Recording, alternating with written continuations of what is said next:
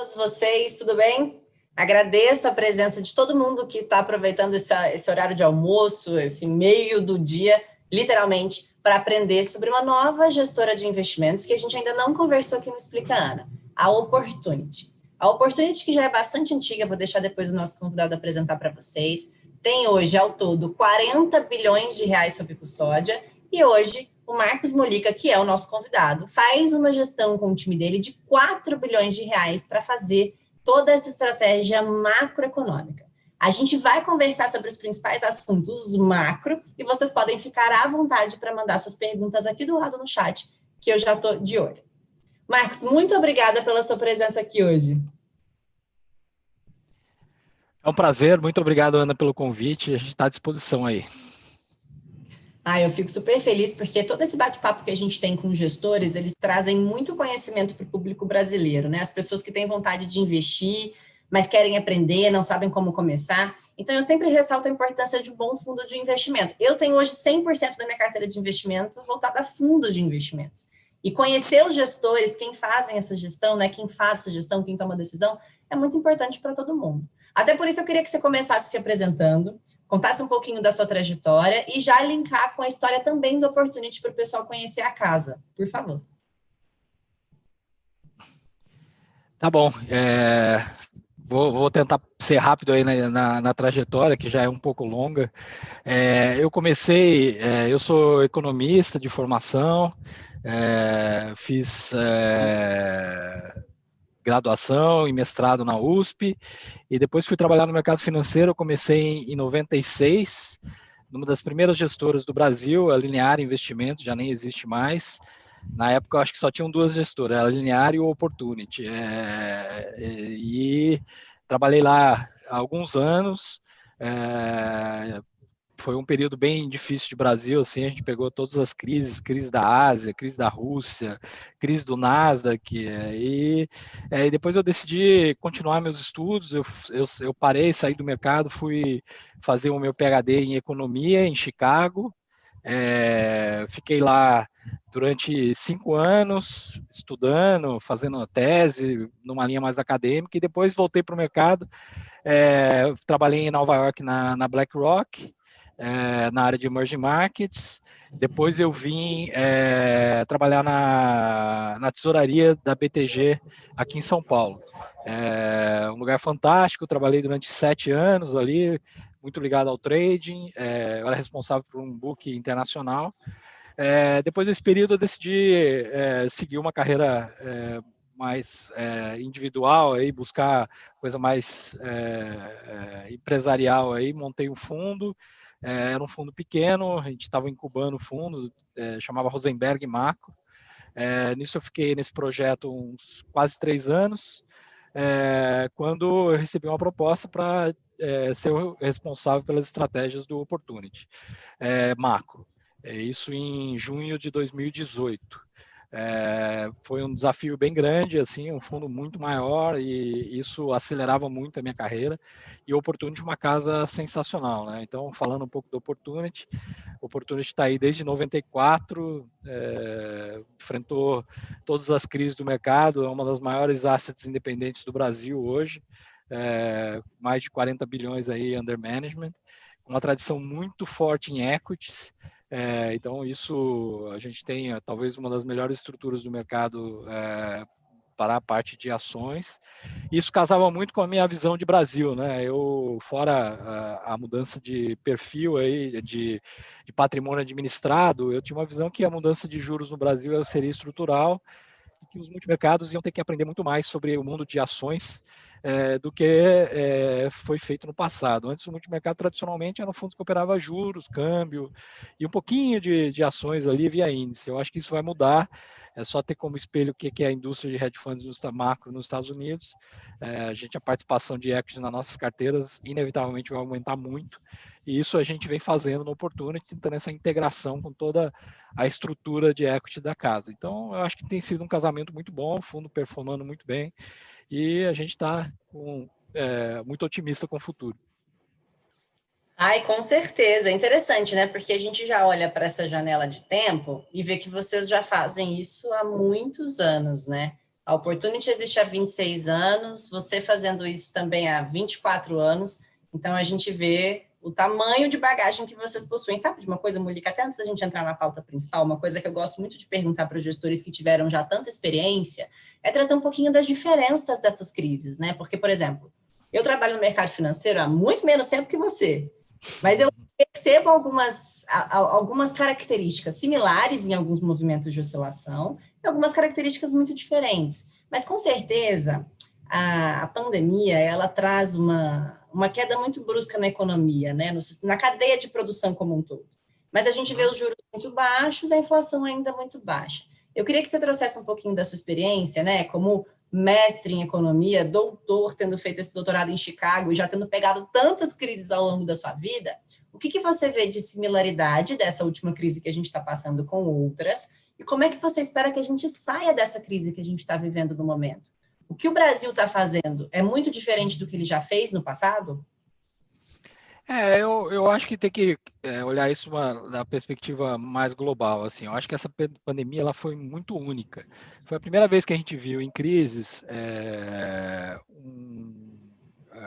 a crise ela sendo gerada por um fator completamente exógeno ao mercado. Então, se você pegar essas crises lá atrás, né, a crise da Ásia, ela foi basicamente a ruptura dos sistemas de câmbio fixo ali que tinha, começou na Tailândia e veio derrubando todos os sistemas de câmbio fixo até bater aqui no Brasil. Mas era um sistema, era uma coisa gerada dentro do sistema econômico. A mesma coisa foi a crise do Nasdaq, que foi uma bolha dentro das bolsas. A crise da subprime também foi a mesma coisa, uma bolha do sistema de housing, quebrou. Isso foi um processo, tem vantagens e desvantagens da crise atual. A grande dificuldade nossa no começo foi que ela é completamente exógena, né? Tudo estava bem e, de repente, você pisou no freio de todas as economias do mundo e parou tudo, congelou toda a atividade econômica global de uma hora para outra. Não teve um processo em que você foi aprendendo, assim, a coisa deteriorando lentamente. Foi um sudden stop, assim, foi uma parada brusca que gerou aí uma completa crise aí no mercado financeiro, quedas sem precedentes num período curtíssimo. Você pegar a subprime, que tinha sido a crise antiga, foi um processo longo, né? Você teve foi de 2007 até 2009 que você foi digerindo todo o processo da crise. Agora, tem um lado positivo. Primeiro, vindo da crise subprime, eu acho que as autoridades econômicas aprenderam como lidar com crise. Então, uma coisa, as ferramentas que foram sendo desenvolvidas ao longo de 3 anos na última crise foram aplicadas no primeiro mês da crise aqui. Então, o Fed reativou uma série de facilities que tinha sido feita lá atrás. Aqui na Opportunity, a gente até fez uma lista, quando começou a crise, de todas as facilities que tinham na época da subprime e ver o que o Fed ia fazer. O Fed não só fez todas, como fez mais rápido e ainda criou algumas outras mais. Mesma coisa com o lado fiscal. Eu lembro, né, lá na crise de 2009, você chegou até a rejeitar um pacote fiscal lá no meio da crise, que causou um caos no mercado. E aqui foi aprovado o maior pacote fiscal da história em menos de um mês. Então, assim, a resposta foi muito, muito agressiva e muito no tempo, né, necessário.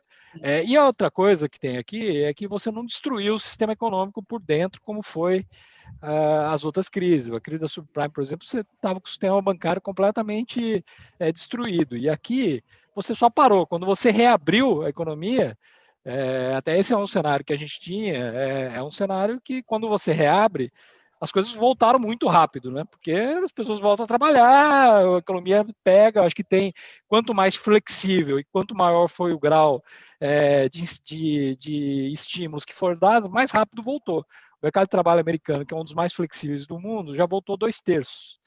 Eu acho que até o final do ano que vem nós vamos estar muito perto do nível que a gente estava lá atrás. No Brasil, o mercado de trabalho é mais rígido, né? Quando você demite a pessoa, é difícil recontratar. Então, acho que é mais lento. Mas mesmo assim, se olhar a economia brasileira, você está num processo de recuperação e vê nítido. Assim. Aqui, os pacotes de ajuda, a gente não teve o montante que teve nos Estados Unidos, principalmente do lado monetário, mas o fiscal aqui foi muito agressivo, que ajudou a sair da crise. E agora a gente tem outros problemas, né, que aí a gente pode discutir, mas eu acho que é isso. Basicamente, essa é a visão que eu tenho aí em relação às crises. Muito bom. Já estou fazendo minhas anotações aqui, porque eu aprendo tanta coisa, depois eu gosto de ficar recapitulando, né? Então, aqui, toda aluna, quando eu converso com as pessoas excepcionais, assim. E para vocês que estão gostando desse bate-papo, que estão nos assistindo, eu convido vocês a deixarem o like nesse vídeo e a não esquecerem de se inscrever no canal da Explicana, já deixando o sininho ativado, beleza? Bom, Mônica trouxe dados super relevantes, inclusive sobre esse movimento, né, de recuperação econômica, e o quanto é importante as autoridades monetárias e fiscais atuarem. E aqui no Brasil a gente vê, né, o Corona Voucher, ele surgiu, ele não atende totalmente uma população necessitada e ele já traz um gasto muito grande para tudo aquilo que a gente produz, né? Então, a gente falava antes da reforma da Previdência de um endividamento no Brasil de 75% da dívida do PIB. E agora a gente está chegando aí em 100% disso. É um endividamento cada vez maior. O que prejudica a nossa economia internamente, aí a política monetária tem que fazer a sua parte, reduz juros e tenta equilibrar isso de alguma forma, mas eles também não podem fazer isso sozinhos, né? E é legal também que o Mônica disse que quando a gente compara com o que aconteceu no Brasil e nos Estados Unidos você vê uma capacidade muito maior de ajudar a população, injetando todo esse dinheiro na economia e, ao mesmo tempo, trazer os juros cada vez mais para baixo, de forma rápida, brusca, para que isso também aconteça em concordância em algum momento, né? Até por isso, Mônica, eu queria que você falasse um pouquinho de como é que você olha para os Estados Unidos. Alguma posição que vocês têm no fundo hoje tem muita significância quando a gente olha para o mercado internacional? Sim, eu acho que a gente sofreu com a crise, né?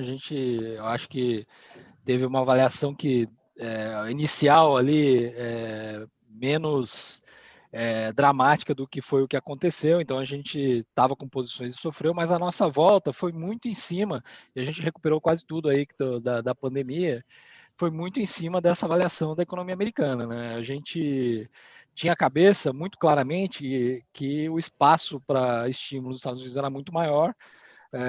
Você tinha um setor de tecnologia muito desenvolvido que a gente achava que ia se beneficiar desse fechamento e a gente investiu na tecnologia americana e foi o principal cavalo aí na volta do fundo. Então, até hoje, o que a gente fez aí, depois que começaram as notícias de reabertura, a gente fez uma rotação aí, saiu do NASA, que foi para o S&P, porque a gente acha que o rally vai generalizar, então ele vai sair dessas ações techs aí, que foram os grandes vencedores aí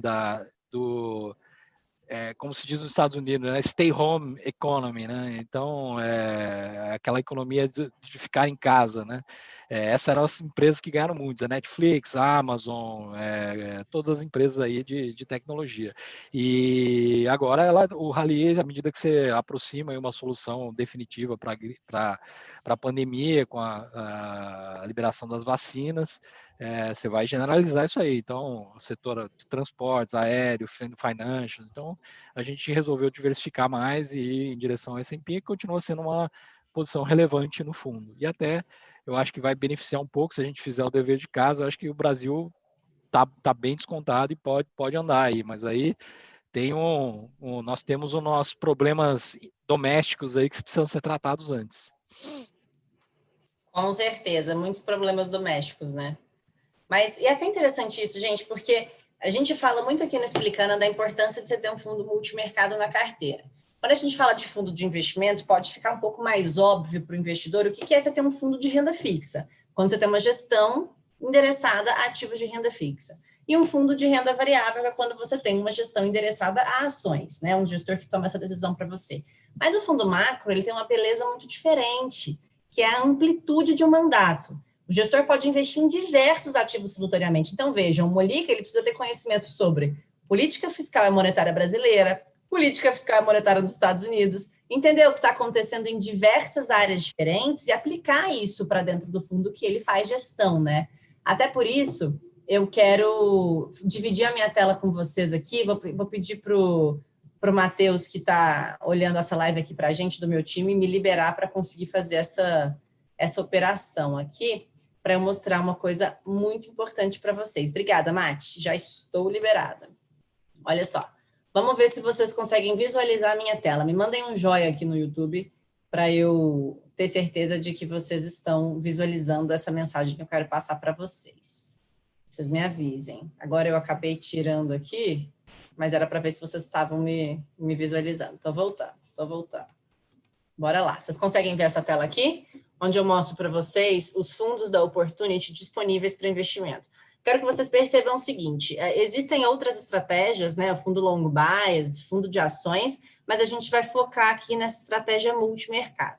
E por que eu não vou olhar para o market e vou olhar para o total? Porque o total ele vai ter uma base de histórico muito maior, ele é um fundo mais importante em comparação com o market. Eu vou deixar até o Marcos Molica depois explicar a diferença entre os dois, mas mostrando para vocês como que está sendo essa gestão dentro do Opportunity Total, FIC e FIM, fundo de investimento em cota de fundo de investimento multimercado, quero que vocês reparem o seguinte, ele é um fundo que tem uma classificação Morningstar alta, ou seja, tem 4 estrelinhas, aplicação mínima de R$5 mil, estão vendo aqui? Que já traz aqui dentro todo esse movimento que aconteceu na pandemia. Vejam o seguinte, o fundo estava aqui performando super bem no começo do ano, veio o crash do Covid, que foi tudo isso aqui de queda, ó, então uma queda, o pico de queda de 13%, mas até agora, se a gente começar a reparar, o fundo já está quase num ponto de break-even, porque ele já está recuperando essa linha pontilhada aí, que é o CDI. Então, quem investiu no fundo aqui, ó, realmente está bastante feliz até agora, né? Quem estava aqui, que já era cotista no fundo, viveu esse momento de queda, mas entendeu que foi um movimento externo e os gestores tiveram a oportunidade de reposicionar o fundo, já está vendo aqui o patamar voltar para um ponto mais idêntico também. E aí, gente, quando a gente olha para a lâmina do fundo, olhem só que interessante. Aqui a gente consegue ver, vocês estão vendo essa tela também? Me deem um alô aqui, porque eu mudei de tela, não sei se vocês estão conseguindo visualizar isso daqui. Vocês me avisem? Deixa eu voltar aqui no YouTube para ver se vocês conseguem visualizar. Esse segundo slide, sem ser aquele primeiro que eu já recebi os joinhas, um segundo slide onde vocês vão visualizar agora um material de divulgação do fundo. Estou esperando aqui vocês me darem um alô.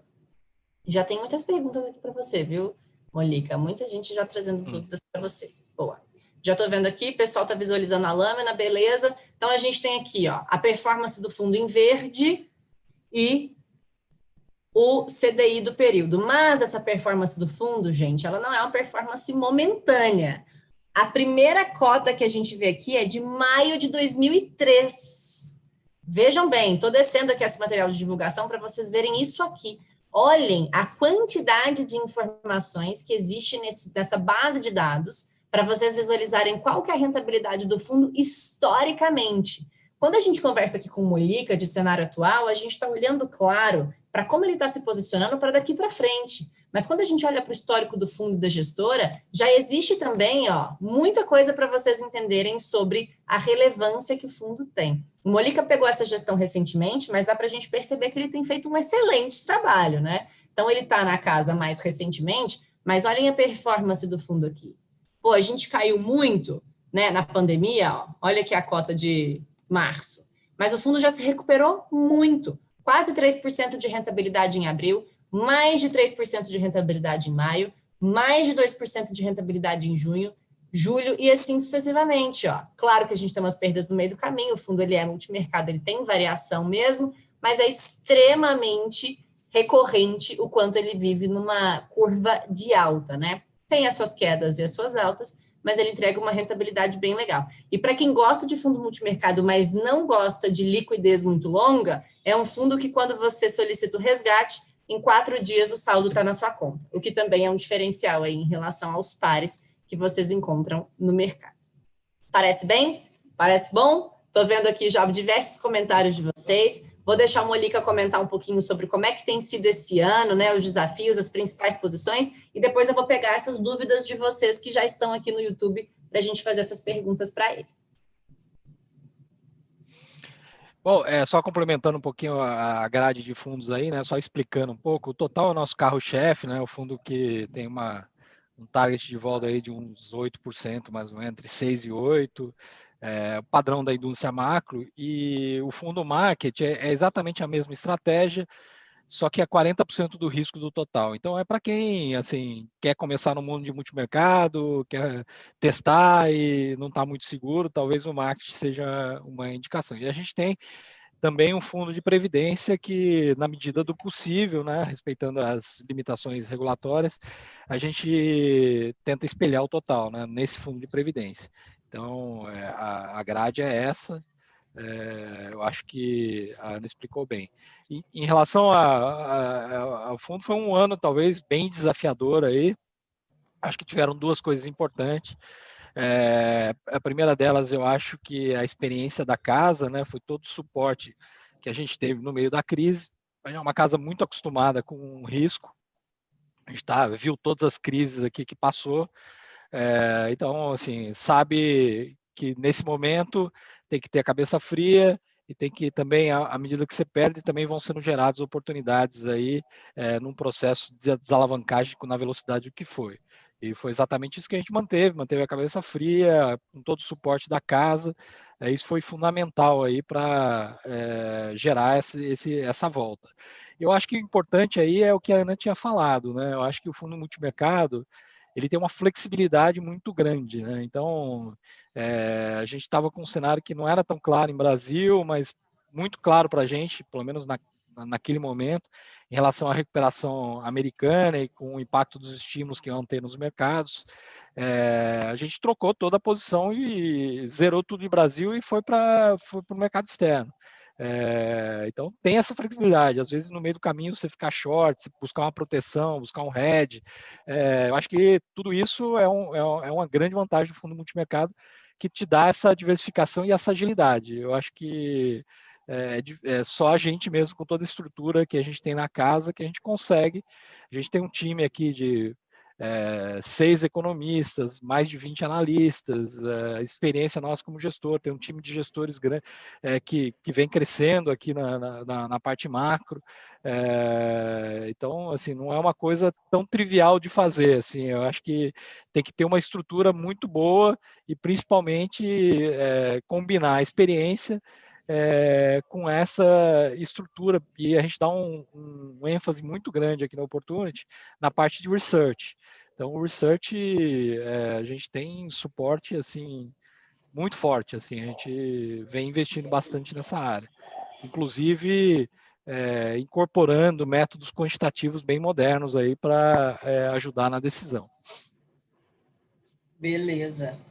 Muito legal a gente ouvir de você que existe essa combinação de estratégia, né? Macro e quantitativa também macro. A gente vê que o mundo está caminhando para uma tecnologia, né, Molica? É legal você Sim, usar algoritmos também para auxiliar nessas tomadas de decisão. Legal, gostei. é, a gente o paralelo que eu faço é o mundo de xadrez, assim, né? No mundo de xadrez, hoje em dia, todos os grandes jogadores usam o computador para fazer muita análise, né? O computador já derrotou o homem, mas ele virou um aliado também para os jogadores, né? Então, não foi que você começou a odiar o computador. Você trouxe essa revolução tecnológica para dentro dos seus estudos aí e aprofundar o teu conhecimento. Eu acho que aqui a ideia no macro é a mesma coisa. A gente não quer ser um fundo quant, não vai ser um fundo quant, mas hoje existe uma quantidade de dados no mundo e que são liberados numa velocidade que, se você não tiver uma tecnologia, aí você acaba ficando lento na absorção e também muito limitado no tipo de informação que você pode tirar desses dados. Então, a gente tem Perfeito. que fazer um esforço para trazer esses métodos quantitativos para deixar a nossa decisão mais embasada. Assim, é só isso. Não adianta ser dinossauro, a gente tem que entender para que lado está indo o progresso tecnológico e fazer ele jogar a seu favor. Com certeza, né? Eu uma vez conversei com uma gestora quantitativa na Expert Ela falou, como é que eu vou fazer a análise de todas as aberturas e fechamentos de mercado, de todas as bolsas do mundo, analisar todos os PIBs do mundo? É impossível. Então, assim, essa análise quantitativa, ela vem mesmo para somar, né? Não precisa virar uma gestora Isso, quantitativa, mas usar uma tecnologia que auxilia vocês no processamento de dados, não só na coleta, né? isso, Mas no entendimento, exato. interpretação e como colocar isso em prática no dia a dia de vocês. Quer dizer, um exemplo simples, eu acho que é a parte, por exemplo, de atividade econômica, né? Eu lembro quando comecei com economista no mercado. Você tinha que analisar dados que saíam com 2 meses de atraso, né? Você imagina, hoje você tem sistemas que é chamado de nowcast, né? Que você tem dezenas de séries econômicas, busca cartão de crédito, um monte de outras coisas, que você tem um sentimento do que está acontecendo na economia muito mais timely ali, né? Até muito mais no dia, quando está acontecendo, né? Quando saiu o dado, a gente já viu que está mais ou menos a direção do que está indo. Então, isso ajuda muito assim, na tomada de decisão. Eu acho imprescindível já hoje em dia. Perfeito. Ó, pessoal, deixem o like de vocês aqui no vídeo, a audiência tá bombando. Vou pegar alguns comentários e perguntas que vocês mandaram aqui no chat. Já começando com o Oswaldo Gramel, ele já perguntou no começo da live qual que era a diferença, né, entre os dois fundos multimercados do Opportunity, o Market e o Target, sendo que ele sinalizou aqui que viu que o Market tem uma rentabilidade maior que o Total. É isso? Porque na crise o total ele perdeu mais, né? Perdeu bem mais e o market você limitou, mas é automático aí a segregação de risco. Aí, o market ele é, por construção, 40% do total. Até porque você falou mesmo que o total, que é esse carro-chefe da casa, tem uma volatilidade, um objetivo de volatilidade de 8%, e o market seria 40% disso, né? Então, ele tem uma estratégia diluída. Isso posto, Isso. naturalmente, quando o outro cai, ele cai menos, ele é mais defensivo. Mas também, quando o outro sobe, É. ele também sobe menos. Então, vai dessa estratégia do gestor, do investidor e perfil de qual produto ele vai se sentir mais confortável tendo na carteira. As aplicações mínimas são iguais. Tem um comentário aqui também do Paulo, né? Ele traz o Biden como fator do comentário. Você vê alguma diferença muito importante nessa troca de gestão presidencial hoje na maior potência do mundo, Molina? Sim, eu acho que foi muito importante a vitória do Biden do jeito que foi, com aparentemente a manutenção do Senado republicano. Eu sei que tem uma eleição ainda para acontecer na Geórgia, que vão definir mais 2 cadeiras, e não está completamente definido esse Senado, mas eu acho que está se desenhando aí um cenário em que os republicanos mantêm o Senado. Então, assim, eu acho que do lado positivo é que essa composição, a vitória democrata mais o Senado republicano, você elimina os cenários mais extremos aí da pauta democrata, que era uma mudança regulatória no setor de tecnologia muito agressiva, que prejudicasse as big techs, que era um aumento de taxação muito violento aí que podia prejudicar os negócios, também um pacote fiscal muito grande, muito agressivo no momento em que a economia já estava recuperando, isso podia gerar uma pressão na curva de juros. Então, você criou um cenário mais equilibrado, vamos dizer assim. E, além disso, eu acho que nas relações internacionais na forma de lidar, o Biden ele é o establishment, ele sabe fazer o jogo, os adultos voltaram para a sala, né? Então, assim, não vai ter aquele estilo de governar muito agressivo do Trump, que gerava muita volatilidade nos mercados, que governava às vezes por Twitter.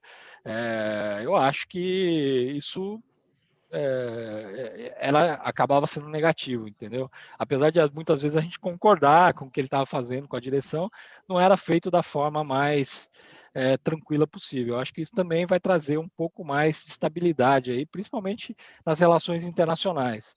Isso pode beneficiar aí, talvez os países emergentes e eu acho que vai ser bom. Por isso o mercado comemorou tanto essa vitória do jeito que ela aconteceu. Sim. E olhando para o cenário internacional, né, tem um outro comentário aqui também do Matheus, que é como é que você vê as consequências para o Brasil, agora que foi assinado aquele acordo, o maior acordo econômico entre os países asiáticos, né, que é o RCEP, que surgiu hoje, assim, a gente vê que estava nas notícias hoje de Eu vi. manhã. Você já viu alguma coisinha sobre isso? Espera algum tipo Eu vi, para a não, um nossa acordo economia? grande entre os países asiáticos, né? Acho que a vitória do Biden, eu acho que tem efeitos marginais sobre o Brasil, assim. Eu acho que uma questão que o Brasil vai ser questionado, e está bem claro, é a questão ecológica. O Brasil vai ter que dar uma resposta à altura aí das demandas internacionais, mantendo, obviamente, a sua soberania. Acho que tem uma questão de soberania que não pode ser ultrapassada, mas o Brasil precisa organizar essa pauta ecológica que se tornou muito importante e até, incrivelmente, afeta investimentos. Muitos fundos não investem no Brasil porque questionam assim a nossa capacidade de lidar com esse lado ambiental. Então, eu acho que essa é a parte que o Brasil vai ser cobrado aí pela nova administração. Agora, depois a gente pode conversar, acho que esse tópico vai acabar surgindo na nossa conversa. O Brasil, os problemas idiosincráticos, eles se sobrepõem a toda essa mudança internacional. Então, a gente está com um problemão fiscal, uma incerteza política grande, uma indefinição de qual vai ser o futuro, e eu acho que isso predomina. Eu acho que enquanto a gente não lidar com isso, vai ser muito marginal esse impacto do cenário internacional. Uhum.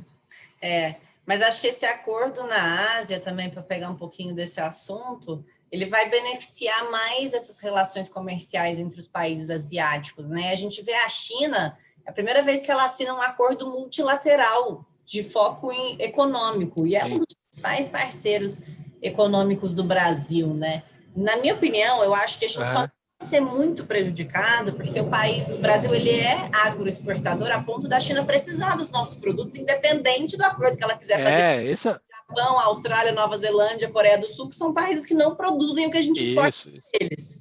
Né? Eu lendo um pouquinho Não, muito bem colocado, Ana. eu acho que é assim, eu Muito acho bem que colocado. Eu para acho que nós criar. somos. Só que a gente tem que pensar no futuro, né? Eu acho que no presente, hoje, nós somos o produto que a gente produz. Só a gente que produz, tem um ou outro produtor que pode, por exemplo, carnes, soja, minério de ferro. Então, tudo isso é a nossa pauta da nossa economia. A questão é que no tempo a gente também não quer se manter um exportador de produtos só de produtos agrícolas, a gente quer que a economia desenvolva.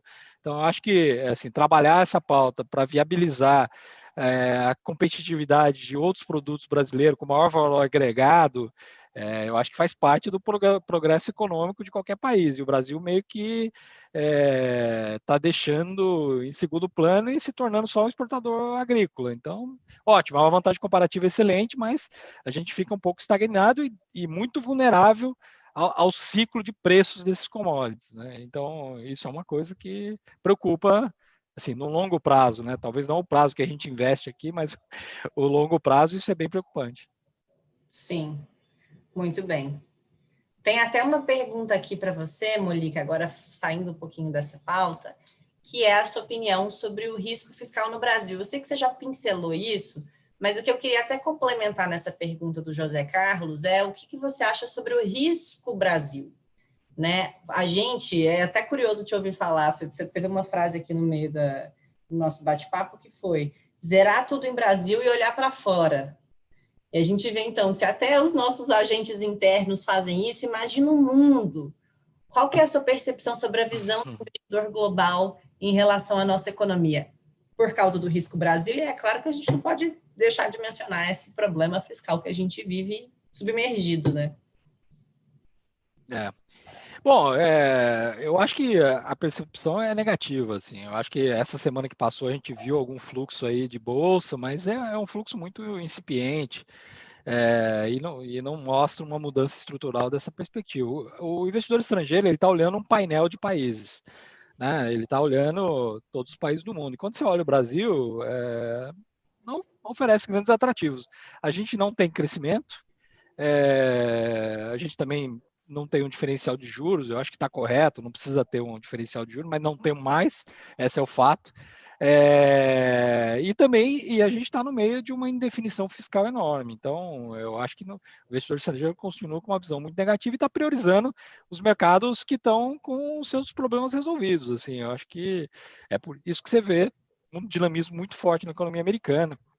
E o Brasil está ficando marginal nessa história. Em relação ao nosso risco fiscal, é dramático. Assim, eu acho que existe uma tolerância, o nível de endividamento não é uma coisa que preocupa muito, tá? Porque eu acho que o mundo inteiro teve um crescimento de endividamento correto aí, por motivos muito justos, porque você teve que gastar com a pandemia, dando suporte àquela parcela da população que era mais vulnerável. Eu acho nada mais natural. Acho que no Brasil foi mal feito o ajuda, ela não focalizou corretamente, e gastou-se muito, o que eu acho que foi um absurdo. Você, nesse período aqui, você teve um ganho de renda na população em relação ao que se tinha de renda antes da pandemia, com o Estado quase quebrando. Então, assim, foi mal feito, como tudo no Brasil, meio sem planejamento, mas atingiu o seu objetivo. E agora, você tem que fechar essa caixa de Pandora, né? Você abriu, o Brasil é um viciado que estava em reabilitação e resolveu, ali por motivos nobres, de novo, se expor mais uma vez à droga do fiscal. Então, está tendo uma recaída. É, e a gente precisa fechar essa caixa de Pandora. E isso que os políticos estão relutando em fazer. Porque o auxílio acaba agora no final do ano, ele teve um impacto enorme na popularidade do presidente. Então, como que. E você não tem espaço dentro do arcabouço de teto de gastos, que é absolutamente essencial para a credibilidade do Brasil, você encaixar a continuidade desses programas. Então, ele tem que encerrar de algum jeito, ou, se continuar, tem que dar a fonte de financiamento dentro desse arcabouço. Isso que está pegando, porque não podemos abrir mão de jeito nenhum desse arcabouço fiscal. É isso que fez com que esse gasto até agora não virasse uma crise, porque o mercado tem uma credibilidade de que você vai gastar na emergência, mas depois você vai retomar uma trajetória de austeridade fiscal e de reformas. E é esse sinal que está faltando. Assim, os políticos precisam mandar esse sinal que querem isso. E o mercado está parando para olhar. Até agora, a eleição municipal foi ontem, vamos ver se daqui para frente a gente retoma essa pauta. Eu acho que é fundamental aí para continuidade do movimento de alta dos mercados aqui no Brasil. É isso aí. E só para a gente pegar, então, esse assunto que faltou no nosso bate-papo, só porque a gente não deu muita atenção para ele, que é esse mercado de alta no Brasil. Aproveitando que fundo multimercado também tem que ter, né? Tem que ter, não. Pode ter exposição em renda variável. Como é que você olha para esse mercado de bolsa no Brasil hoje? Alguma coisa que te chama atenção? Alguma coisa que você evita?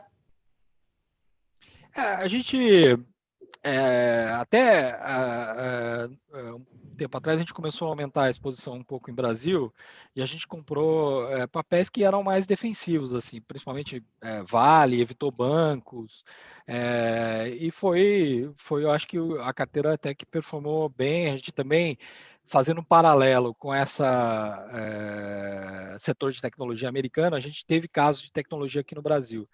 Então, Magazine Luiza, por exemplo, foi uma coisa que estava na nossa carteira, que a gente comprou no meio da crise. A gente teve um pouco de sorte aí, um pouco antes no começo desse mês, a gente estava visualizando um cenário em que as vacinas iam começar a ter notícias positivas, que por isso podia gerar aí uma generalização aí do rally, como eu falei no começo, que estava acontecendo lá fora. Então a gente fez essa rotação lá fora do Nasdaq para o S&P, e aqui no Brasil a gente comprou papéis aí que se beneficiariam mais da abertura e que estavam ainda muito descontados, né?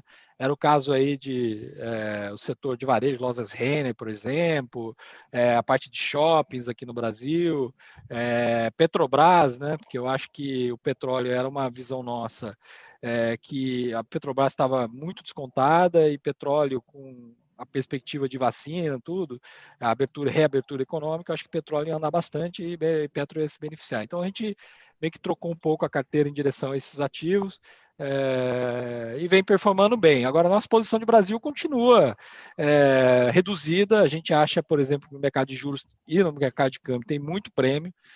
A gente acha que num cenário em que o fiscal se resolve, os juros não sobem no Brasil por um longo período, em linha com a sinalização do Banco Central, mas se errarem no fiscal, os juros vai ter que voltar a subir logo. Então, assim, apesar de ter esse prêmio aí, a gente não vê uma coisa muito atrativa. A gente está esperando um sinal desse lado político para, então, aumentar a exposição em Brasil em direção a esses ativos. Até ter mais de bolsa, aplicar um pouco de juros a mais do que a gente tem uma posição muito defensiva, o dólar a gente está fora, então eu acho que precisa de uma aceleração do político.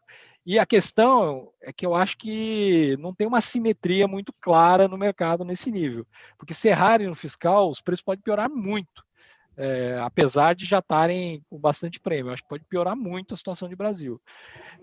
Então a gente está meio que no fio da navalha, ali esperando uma definição política.